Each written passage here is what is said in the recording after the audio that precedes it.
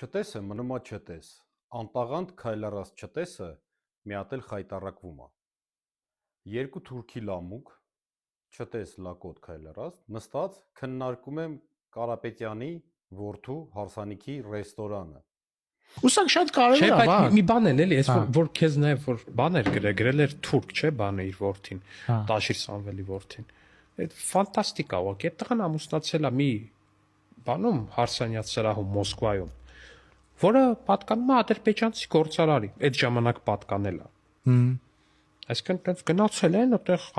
մեր ամենաճոխ սրահներից մեկն է, լավ են արել։ Դե Այսինքն սենց է ստացվում։ Բայց իրենց սուտ են ասում, որ դա թուրքի ռեստորանում է արվել,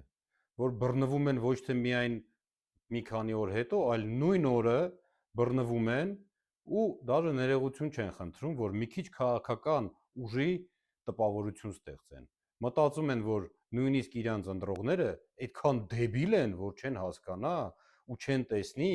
որ իրանց սուտ մատուցողներին իրանց քթով իրանց սուտ քաղաքի մեջ են թաթախում։ Ամոթա, ուշքի եկեք։ Вы что, совсем тупые? Вы что, совсем тупые? Вы что, совсем тупые? Լավ եղեք, զգույշ եղեք եւ մի քիչ բանականությունը միացրեք։